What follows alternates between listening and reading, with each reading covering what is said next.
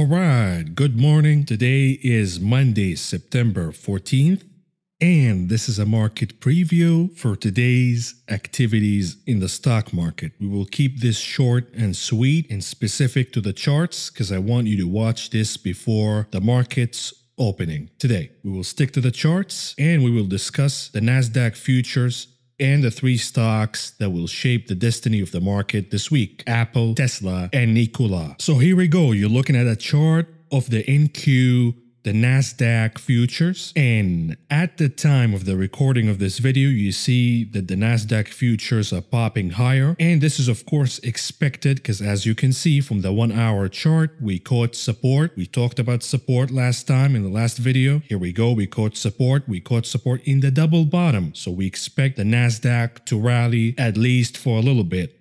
And here are the resistance targets that you need to watch for. Number one, it is the trend line. Can we capture the trend line? That would be the first resistance. It's gonna be all about 11,380, somewhere around that territory, but you can see the trend line in yellow. It will vary depending on where and when the NASDAQ futures will reach the trend line. And of course, the second target for resistance here is the upper breakdown candle at around 11,566. Expect the NASDAQ to have some resistance in that level. And of course, the last target here, and this is a little bit of a long shot. I don't think that the NASDAQ will reach all the way there, but everything is possible in this market. And this is of course a previous support which will turn into a very strong resistance around 11,790. Now remember, we have very important events this week regarding the NASDAQ. Number one is the Apple event, the revealing of the new products of Apple. We also have a bunch of IPOs, chiefly of course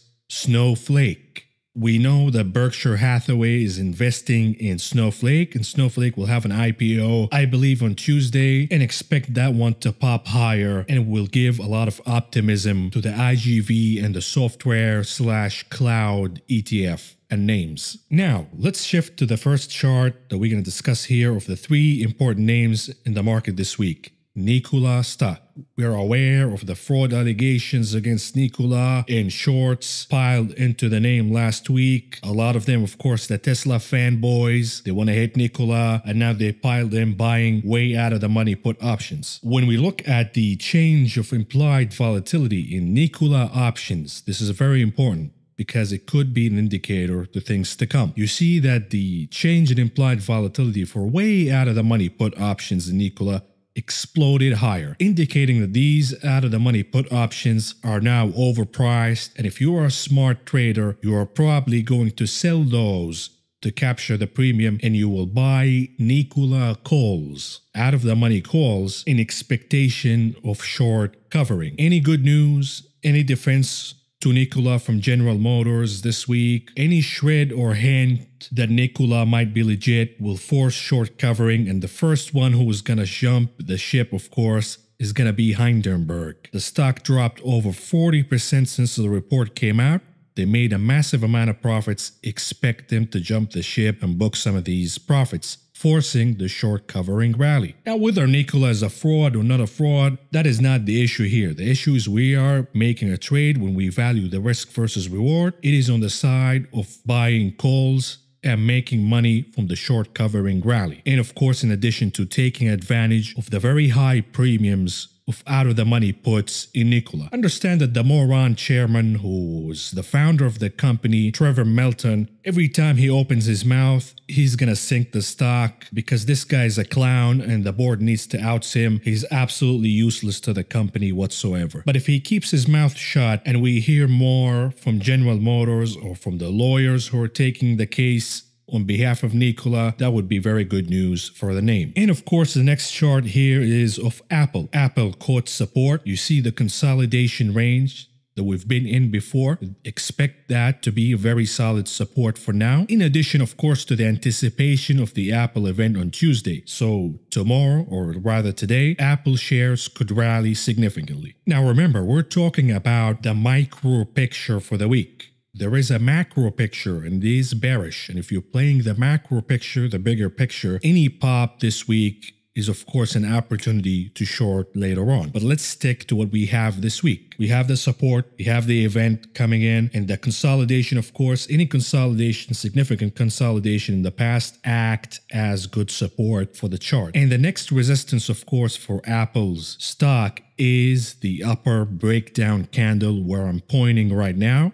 And that is around the 120 level. So if you're playing the macro picture, you might want to give Apple a little room to run all the way to 120 and then initiate a short. However, if you want to play the micro picture, you could buy calls all the way to 120 and take them off the table when you make profit. But remember, there is a risk here. If the Apple event comes short, either by not announcing the new iPhone or delaying it, or even if they release it, but it is disappointing and it's not much of an upgrade, that would tank the shares significantly. And we could see sell the news phenomena. So I play the macro picture. I don't play micro. I'm only going to play the micro in Nikola. And now let's shift to the last chart that we have. Tesla. Tesla is very important here. As you can see, the shares dropped significantly last week. However, it recovered. What does that do psychologically to the Tesla cult, the Tesla crowd? It tells them that any dip and any crash in Tesla stock is a dip worthy of buying. The stock is just going to bounce back quickly. That might be the case right now, but there will be a drop in Tesla 20, 30, 50% where Tesla is not going to bounce back for years. When is that going to happen?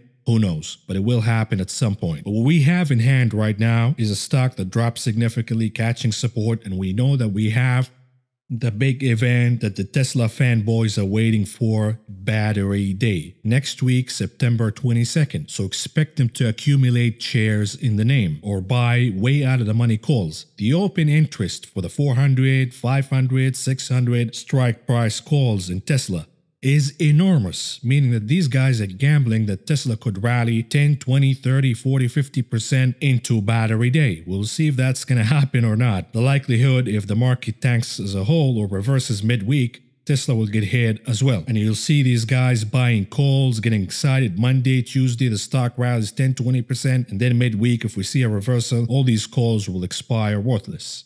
Now, what I see in Tesla here is the 402. That is the next resistance. This is a perfect level of resistance because it would coincide with the previous gap in the chart and the 20 days moving average. So expect the name to rally all the way to 402 and then face some resistance in case we see a rally in the Nasdaq in general, at least the first few days in the week. And of course, the last chart that I want to talk about is of the dollar index. As you can see, the dollar index is trying from a daily perspective to go back and revisit the upper limit of its bear channel, as you can see from this yellow line. Now, the amazing thing here is the correlation between the dollar index chart and the Nasdaq, and in this case I'll put them on top of each other so you can see the correlation for yourself. The upper chart is of the Nasdaq futures and the lower chart is of the dollar index,